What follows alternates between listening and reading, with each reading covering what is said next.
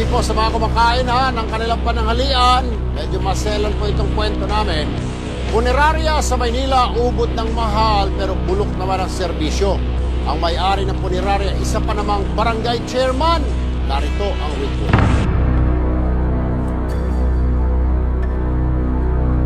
Isang punerarya sa Maynila, madumi na, balasubas pa. Yan ang nagagalaiting sumbong ni Victoria Bulao kaugnay sa funeral service na kanyang nakuha para sa namayapang ama. Pagpasok mo sa punerarya, masangsang yung amoy niya, malansa. Halo-halo yung amoy niya kasi may mga kabayo, may patay, may mga langaw, tapos may mga ipis. Then yung mga bangkay po, nandun lang sa lapag yung iba. Pinuntahan ng T3 ang lugar para kumpirmahin ang sumbong. Ang target, ang Funeraria Cruz sa Tondo, Maynila, na pagmamayari ni Chairman Rudy Cruz ng Barangay 209, Zone 19. Pagpasok pa lang sa compound ng punerarya, si Kapitan at mga kabayo niya ang bumulaga sa amin. Pagdating naman sa mismong morgue, tuluyan ang nahulog sa bitag ang kanilang kadugyutan. Nanlilimahin ang sahig at panay-ipis ang paligid. Mga bangkay nakalagak lang sa lapag.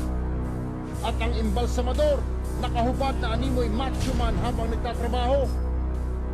Pero ang mas ikinagagalit ni Victoria ay ang paglapastangan umano sa bangkay ng kanyang ama sa mismong araw ng libing. Binastos nila yung libing ng papa ko. Pakiramdam ko binaboy nila sa papa. Sa litratong ito, makikitang nasira ang salamin ng kabaong ng kanyang ama. Pero sa halip na ayusin, walang pakialam raw na umalis sa mga tauhan ng punerarya at hinayaang nakatiwangwang na lamang ang nasirang ataol. Ang mga nagmagandang loob na lamang sa lugar ang nagkumpuni nito para mabigyan pa rin ng dignidad ang libing ng namayapa. Arrogante, bastos, hanggang buto yung galit ko sa kanila. Gusto kong magkaroon ng hustisya yung nangyari sa papa ko. Mahal na mahal ko yung papa ko, kaya hanggang sa huling sandali, sinunod ko yung gusto niya. Gusto niya maayos yung kabaong niya, mamahalin yung kabaong niya. Then, gusto niya maayos siya maililibing. Chairman Rudy Cruz, galingan mo ang paliwanag kung ayaw mong mailibing. Kasabay ng mga bangkay ang negosyo mo. Nasa linya si Kapitan Rudy Cruz sa Barangay 209, Maynila at may-ari ng reklamong punerarya. Magandang hapon po, Chairman Cruz. Ako po, sir. Yung punerarya mo ba? Kwadra ng kabayo o punerarya? Unang tanong. Hindi po, sir. Hindi po yun. Ay bakit may mga bumungad na kabayo ron? Ay, hindi po, sir. Hindi po yun. Hindi po. Nabidyohan ho namin. Okay, ikalawa, pagpasok ho namin, ang daming mga ipis. Parang tinatakab-takab ng mga ipis yung mga bangkay, sir. Ay, hindi po totoo, sir. Yun. Hindi rin totoo. Opo, Eh sir. bakit po yung mga patay na sa sahig lang, Chairman Cruz? Ay, hindi po rin, sir po. Totoo po yun, sir. Si Chairman Cruz naman. Sir, may video kami. Paano naman? Puro hindi totoo. Hindi ka chairman.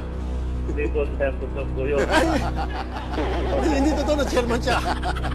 Chairman naman, malinaw sa sikat ng araw, nakuha ho namin ang video.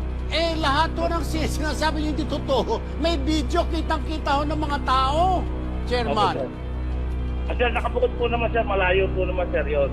Hindi, una, yung kabayo, ginawa mong kwadra yung punerarya mo. Pangalawa, yung mga bangkay, nangkalat na sa sahig. Kahit siguro ako, kung kamag-anak ko yung namatay, may magagalit ho ako. Ikatlo, na kaso ninyo, napakadumi. Ikaapat, nabasag yung salamin. May hawak pa ho ninyo yung ataol, nilayasan na ng mga tao mo. Bahala na yung pamilya maglibing doon sa patay, basag na ho yung salamin. Kaptot na gamit na nagbayad naman sila, Mr. Chairman. Di ba? Sir, hindi po naman nasabi sa akin. Nagreklamo kung minapasag ko yung salamin niya. Nagreklamo ho sa inyo na pinarating ho sa manager ninyo, hindi pinarating dyan sa inyo. Asikasihin ko po, sir. Asikasihin ko po kayo, sir. Yan, sir. Asikasihin ko po ngayon. Kasi nga po, sir, yung mga tao po, sir. Gawin ho ninyo, wag ho kayo magsalita kasi anytime bibisita ho Opo, kami sir. dyan. Ano po? Apo, sir. Apo, sir. Nasa linya po ng aming telepono si Clemente San Opo, Gabriel, ang head of sanitation. Kanina, hindi totoo. Ngayon naman, puro opo. Nasa linya po. Parang robot.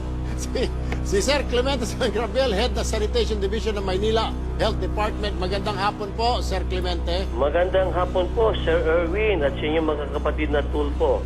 Sir, Magandang hapon narinig sa nyo inyo. naman siguro po yung kwento, itong Funeraria Cruz dyan po sa Tondo, Maynila, Opo. na pag-aari ni Chairman, abay, ginawa niyang kwadra ng kabayo, yung mga patay na sa lapag lang, pinagpipiestahan ng mga ipis, mabantot, Opo. at pagkatapos nung hindi pa naililibing yung patay, sira na yung ataol, hindi naman nila Opo. inayos, Sir Clemente. Opo.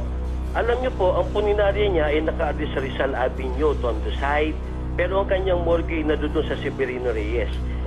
Sa katotohanan po, alam niya ni Tata Rudy, kung nakikinig siya, Oo. 3 beses na po namin niyang na-recommend for closure. Oh, So, ngayon, magko-comply, di okay na naman. Tapos, na-recommend na naman for closure, magko-comply.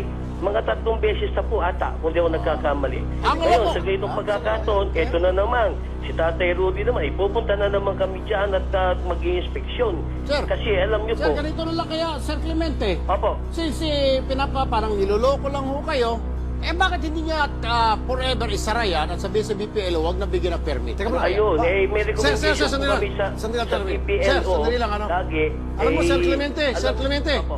Kasi sabi mo, pinapasara, bukas na bukas. Baka minintay siya kliyente dyan galing sa opisina nyo. Hindi po, kasi pag ang amin lang po yung recommendation. Ah, So yan ay pinasasara naman ng BPLO.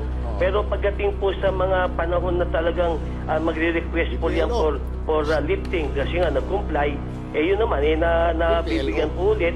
Pero pagka po nagkamali ulit, ay ayan na naman, ipapasara na naman. kaya nga sir ngayon siguro finally ho, ay sabihin niyo, total, Yes, sir. rekomenda naman kayo, gusto ho namin ipasara niyo na yan, at 3 Yes, beses sir. na. At sabihin Yes, mo sir. kay Tata Rudy, gawin niya lang kwadra ng kabayo yung Funeraria. Opo. Kasi sa Yes, sir. gano'n tama yung patay, nasa lapag. Sir, Tapos, sir, sabi ni Chairman, libre na daw, basta kayo. Yes, sir. Gagawin po ulit namin. Opo, yes, sir. Si Sir Clemente. Sir, gano'n na lang sir, asahan ho Yes, namin sir. na Opo. ipapasara ho ito sir. Yes, sir. May violation na sa sanitation code sir kaagad eh. Yes, sir. Yung mga patay, nakalapag lang, yung mga ipis, Dapat pinagpipiesta may niyo patay. reverence na ibibigay doon. Asahan ho namin sir na pag binalikan namin kayo next week, sarado na po ito, Yes, Sir sir. Clemente. Yes, sir. Sige po, maraming salamat Sir Okay, Clemente thank you rin, San thank you. Gabriel. Ito, dito na lang tayo. Si Senen Tumada, magandang hapon po, ay tanghali po, Sir Senen. Sir? Sir, Ay, good ma- afternoon po. Hello? Hello, good afternoon po. Ma'am, good afternoon. Sa Apo. BPLO po kayo, ma'am, ano, ma'am? Opo. Ma'am, pwede ba ipasara niyo ng tuluyan ito Funeraria Cruz sa Tondo, Maynila? Dahil, bukod doon sa pagiging baboy, hindi rin marunong yung serbisyo napakapangit. 3 beses na palang nirekomenda ipasara ng sanitation department ninyo. Nagbubukas lang ulit. Pero ngayon po, pwede bang tuluyan niyo na ipasara ito, ma'am? Ano po pangalan ng Funeraria Cruz. Funeraria Cruz? Saan pong lugar? Diyan po sa may Tondo, Maynila, Barangay 209, Zone 19. Sandali lang, sir. Sulat ko lang, ha? Sus, Joseph, makukulit tayo oras. Sandali lang, sir. May mga edad na rin si ma'am. Oo. Tama, mga tawagan lang, Funeraria Tata Cruz, Rudy. tingnan mo nga kung may permit.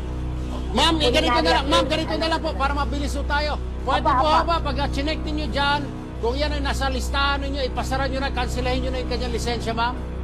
Okay, sir. Sige po, Okay, maraming, sir. Apa. okay, maraming salamat po, ma'am Senen Tumada ng BPLO.